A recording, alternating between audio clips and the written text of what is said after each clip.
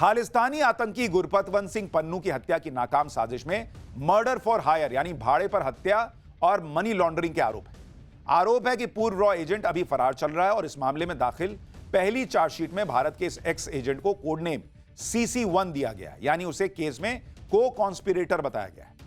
आरोप है कि भारत के एक्स एजेंट ने हत्या की साजिश में शामिल अपने सहयोगी को विक्टिम के घर का पता, फोन नंबर और उसकी पहचान से जुड़ी दूसरी जानकारियां मुहैया करवाई।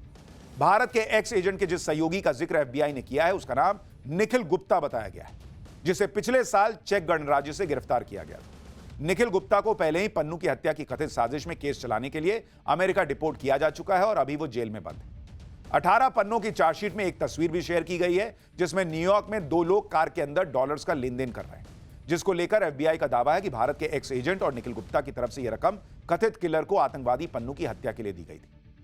FBI ने भारत के कथित एक्स एजेंट की 3 तस्वीरों के साथ एक वांटेड पोस्टर भी जारी किया और दावा किया है कि आरोपी के खिलाफ 10 अक्टूबर को ही गिरफ्तारी का वारंट जारी हो चुका है। FBI की चार्जशीट में एक्स एजेंट को लेकर कई और दावे किए गए। चार्जशीट के मुताबिक भारत के जिस एक्स एजेंट को आरोपी बनाया गया है वो भारत का सरकारी कर्मचारी है। उसने कथित तौर पर एक आपराधिक सहयोगी के साथ मिलकर साजिश रची और अभिव्यक्ति की आजादी का इस्तेमाल करने पर अमेरिकी धरती पर एक अमेरिकी नागरिक की हत्या की कोशिश की। चार्जशीट में दावा किया गया है कि भारत के एक्स एजेंट को 2 और नामों से भी जाना जाता है। इस केस में भारतीय एक्स एजेंट दूसरा आरोपी है जिस पर चार्जशीट दाखिल हो चुकी है।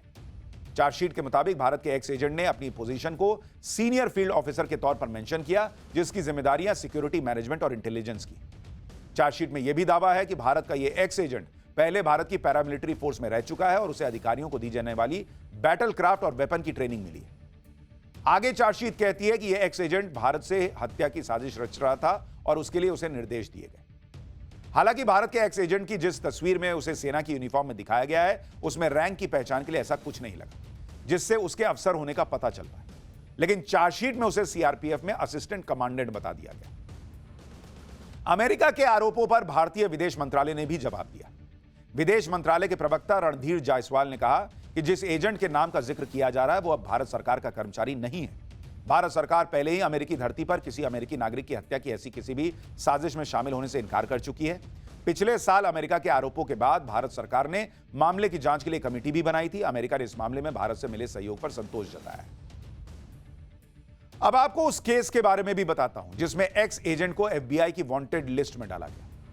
दरअसल पिछले साल वेस्टर्न मीडिया की एक रिपोर्ट में दावा किया गया था कि अमेरिका की जमीन पर आतंकी गुरपतवंत सिंह पन्नू की हत्या की साजिश रची गई, जिसे नाकाम कर दिया गया। पन्नू अमेरिकी नागरिक है और भारत ने उसे आतंकी घोषित किया हुआ है। इस मामले में बाद में अमेरिकी जस्टिस डिपार्टमेंट ने इस मामले में न्यूयॉर्क डिस्ट्रिक्ट कोर्ट में केस दायर किया था। इसी केस में निखिल गुप्ता और भारत के एक्स एजेंट पर पन्नू की हत्या की प्लानिंग के लिए आरोपी बनाया गया। आरोप है कि पन्नू की हत्या के लिए $1 लाख की सुपारी दी गई, जिसके एडवांस के तौर पर $15,000 की पेमेंट न्यूयॉर्क में की गई। गुरपतवंत सिंह पन्नू अमेरिकी नागरिक है। अमेरिका अपनी ही जमीन पर अपने नागरिक की हत्या की साजिश से भड़का हुआ है और अमेरिकी कोर्ट में वकील यह कहकर पन्नू का समर्थन कर रहे हैं कि वो एक पॉलिटिकल एक्टिविस्ट है जो अपने बोलने की आजादी के अधिकारों का इस्तेमाल कर रहा है और इसके लिए उसे खामोश करने की साजिश की गई। लेकिन हैरानी की बात यह है कि जिसे अमेरिका बोलने की आजादी कह रहा है उसे दरअसल आतंकी हमले की धमकी कहना चाहिए, क्योंकि पन्नू आए दिन भारत को किसी ना किसी बात पर धमकाता है। कभी वो एयरपोर्ट तो कभी फ्लाइट को बम से उड़ाने की धमकी देता है, कभी वो भारत के प्रधानमंत्री को धमकी देता है, कभी देश की संसद पर हमले की धमकी देता है, कभी कनाडा में हिंदुओं को देश छोड़ने की धमकी देता है, कभी पंजाब तो कभी यूपी के CM योगी आदित्यनाथ को धमकी देता है, कभी राम मंदिर को लेकर धमकी देता है। साल 2020 में गृह मंत्रालय ने गुरपतवंत सिंह पन्नू को आतंकवादी घोषित किया था। गृह मंत्रालय के मुताबिक अमेरिका में रहने वाला पन्नू गैर कानूनी संस्था सिख फॉर जस्टिस का अहम सदस्य है। पन्नू सीमा पार और विदेशी धरती से आतंकवाद की विभिन्न घटनाओं में शामिल है। पन्नू राष्ट्र विरोधी गतिविधियों और खालिस्तान मूवमेंट में शामिल है और पंजाब में आतंकवाद को फिर से जिंदा करने की साजिश रच रहा है। इससे पहले गृह मंत्रालय ने 10 जुलाई 2019 को UAPA के तहत सिख फॉर जस्टिस संगठन पर प्रतिबंध लगाया था। पन्नू जो कर रहा है, अगर वो बोलने की आजादी के लेवल पर आता है और इसलिए उसे कुछ भी करने दिया जा सकता है, तो कोई अमेरिका से पूछे कि तुम्हारे यहां कोई घुसता है तो इतने 10 लेवल की चेकिंग क्या करते हो? फिर जाने दो लोगों को, जब कोई घटना होगी तो पकड़ना। भाई तुम्हारा लॉजिक यही है ना कि पन्नू जब कोई आतंकी हमला कर दे, किसी को मार दे, तब वो तुम्हारी नजर में आतंकी होगा। तो जो लोग आ रहे हैं उनको भी तभी पकड़ना ना भाई। जब वो आतंकी साबित हो जाए, कोई आतंकी घटना कर दें, वहां तो लेके चों चों टों टों करके कपड़े उतार के चेक करते हो। अपने मामले में तो दुख दुख होने लगता है। जो लोग अमेरिका में पूर्व रॉ एजेंट के मोस्ट वांटेड होने को लेकर भारत में ही अपने ही देश पर सवाल उठा रहे हैं, वो ये क्यों भूल जाते हैं कि रॉ जैसी खुफिया एजेंसियां आज कोई नरेंद्र मोदी के दौर में नहीं बनी है। रॉ का अपना एक इतिहास है और सालों साल से रॉ देश के लिए काम कर रही है। रॉ का मतलब होता है रिसर्च एंड एनालिसिस विंग, जिसका गठन आज से 56 साल पहले हुआ था। 1968 में जब इंदिरा गांधी प्रधानमंत्री थी, तब उन्होंने नई खुफिया एजेंसी बनाने के लिए कहा था। इससे पहले सिर्फ एक फुल फ्लेजेड खुफिया एजेंसी इंटेलिजेंस ब्यूरो हुआ करती थी, यानी आईबी। लेकिन बाद में देश के लिए दूसरी फुल फ्लेजेड खुफिया एजेंसी की जरूरत महसूस की गई, जो विदेशों से भी जानकारी जुटा सके, जिसकी वजह से 1968 में रॉ अस्तित्व में आई, जिसे फॉरेन इंटेलिजेंस का काम मिला, यानी विदेशी धरती से जानकारी जुटाकर भारत की सुरक्षा में योगदान देने का। तो नरेंद्र मोदी ने रॉ को बनाया नहीं, और इसके पहले जो रॉ के एजेंट्स रहे वो भी देश के लिए खुफिया जानकारी जुटाते थे, कोवर्ट ऑपरेशन करते थे। उन्हें मटर छीलने के लिए हायर नहीं किया गया था। रॉ को बनाने की जरूरत क्यों महसूस हुई, इसका भी बैकग्राउंड बड़ा दिलचस्प है। रॉ को बनाने के 3 साल पहले भारत पाकिस्तान के बीच 1965 का युद्ध हुआ था। 1965 में भारत पाकिस्तान के बीच 22 दिन युद्ध चला। इस युद्ध में हमेशा की तरह पाकिस्तान पर भारत भारी पड़ा, लेकिन युद्ध में भारत को एक कमी महसूस हुई कि उसके पास पाकिस्तान से जुड़ी गुप्त जानकारियों की कमी थी। पाकिस्तान के पास हथियारों की बहुत कमी हो गई थी और उसे हथियार कहीं और से मिलने की संभावना भी नहीं थी, क्योंकि अमेरिका ने पाकिस्तान को हथियार देने पर रोक लगा दिया था। लेकिन भारत को यह गुप्त जानकारी सही समय पर नहीं मिल सकी कि पाकिस्तान के पास हथियारों की कमी हो गई। इस जानकारी के अभाव के बीच ही युद्ध विराम हो गया, और जिस दिन युद्ध विराम हुआ उस दिन तक पाकिस्तान के सारे हथियार खत्म हो चुके थे। अगर पाकिस्तान से जुड़ी सटीक जानकारी पहले मिल गई होती तो 1965 के युद्ध में भारत कहीं और बड़ी जीत हासिल करता और पाकिस्तान सरेंडर कर चुका होता। रॉ के पूर्व प्रमुख शंकरन नायर ने अपनी एक किताब में इसका जिक्र किया कि भारत को सटीक जानकारी इसलिए नहीं मिल पाई क्योंकि इसे जुटाने का काम नकारा जासूसों के पास था। इसी के बाद यह तय किया गया कि नई खुफिया एजेंसी का गठन होगा, जिसका काम देश के बाहर की खुफिया जानकारी को इकट्ठा करना होगा, कोवर्ट ऑपरेशंस करना होगा। इसी में 1968 में आईबी के बेस्ट ऑफिसर्स और जासूसों को लेकर रॉ का गठन किया गया। रॉ के पहले चीफ आर.एन. काव थे, जो उस वक्त आईबी के डिप्टी डायरेक्टर हुआ करते थे। इसके अलावा शंकरन नायर को डिप्टी बनाया गया, जो बाद में रॉ के चीफ बने। तब आईबी में काम कर रहे 250 लोगों को सेलेक्ट करके रॉ में ट्रांसफर किया गया। रॉ अपने एजेंट्स सीधे कॉलेज और यूनिवर्सिटी से ही सेलेक्ट कर लेती। शुरू में इसका मजाक भी बना, क्योंकि रॉ के लोगों के रिश्तेदार दोस्तों को नौकरियां मिल रही थी। लोग इसे मजाक में relatives and associates welfare association कहने लगे थे। लेकिन बाद में रॉ ने अपने सिलेक्शन का तरीका बदला और बहुत टफ एग्जाम कर दिया गया। जैसे जैसे देश पर बाहरी खतरा बढ़ता गया, वैसे वैसे रॉ की जिम्मेदारियां भी बढ़ती चली गई। आज की डेट में रॉ देश की सुरक्षा के लिए सबसे अहम एजेंसी है और इसका दुनिया में नाम है। जो लोग खुफिया एजेंसीज के एजेंट्स को लेकर देश पर सवाल उठाने लगते हैं, उन्हें यह पता नहीं क्या कि एजेंट्स काम कैसे करते हैं और कैसे अपना सब कुछ दांव पर लगाकर देश के लिए काम करते हैं। बॉस, यहां देश में हर आदमी यह चाहता है कि वो एक रील भी बनाए ना, तो उसके मिलियन में व्यूज आ जाएं। हर आदमी पहचान के लिए मरा जा रहा है।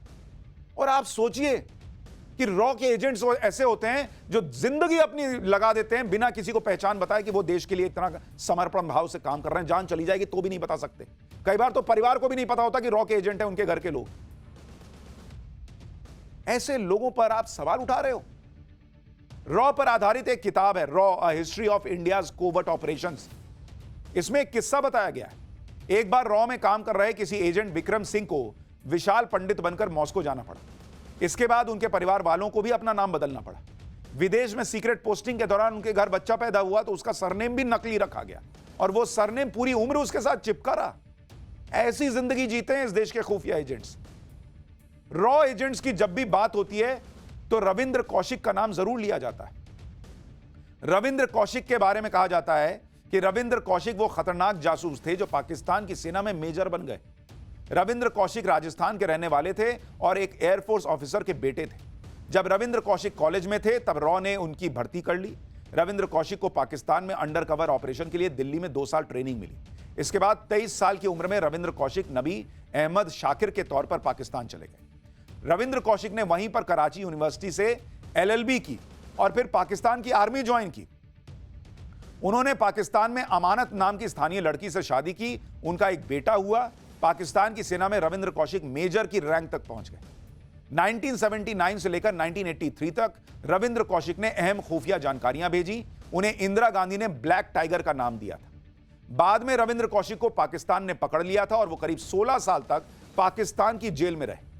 2001 में सिर्फ 49 साल की उम्र में पाकिस्तान के मियांवाली जेल में ही उनकी मौत हो गई। तब तो किसी ने नहीं पूछा इंदिरा गांधी से कि अरे अरे भारत का एजेंट पकड़ा गया पाकिस्तान में, भारत की सरकार क्या कर रही है। बॉस, आप देश में विपक्ष में बैठे हैं, आपका काम है मोदी सरकार से सवाल पूछना, लेकिन कहीं तो एक लाइन ड्रॉ होगी, कहीं तो देश दिखेगा कि सिर्फ मोदी ही दिख रहा है। रॉ एजेंट्स के ऐसे गजब गजब किस्से हैं कि आप सुनकर दंग रह जाएं। एक बार तो रॉ एजेंट्स ने एक बाल से पता लगा लिया था कि पाकिस्तान एटम बॉम्ब बना रहा है। यह बात 1974 की है, जब भारत ने पहली बार परमाणु परीक्षण किया था। इसके बाद पाकिस्तान ने भी चोरी छुपे एटम बॉम्ब बनाने पर काम शुरू किया। इसका पता लगाने के लिए रॉ एजेंट्स को काम पर लगाया गया। अब वाहें यह थी कि पाकिस्तान पंजाब के कहूटा में परमाणु कार्यक्रम चला रहा है, लेकिन इसकी पुष्टि कैसे हो? इसके लिए रॉ ने पाकिस्तान में अपने नेटवर्क को एक्टिव किया। बहुत मुश्किल काम था, क्योंकि पाकिस्तान पूरी तरह से सीक्रेट तरीके से अपना परमाणु कार्यक्रम चला रहा था। वहां तक पहुंचना किसी और के लिए बेहद मुश्किल था। ऐसे में रॉ ने अपने ऑपरेशन के लिए अनोखा तरीका निकाला। रॉ एजेंट्स ने पाकिस्तान के कहूटा में एक नाई की दुकान का पता लगाया। यह वही दुकान थी जहां पर पाकिस्तान के परमाणु वैज्ञानिक बाल कटवाने आते थे। नाई की दुकान में एक वैज्ञानिक के पीछे पीछे रॉ के एजेंट गए।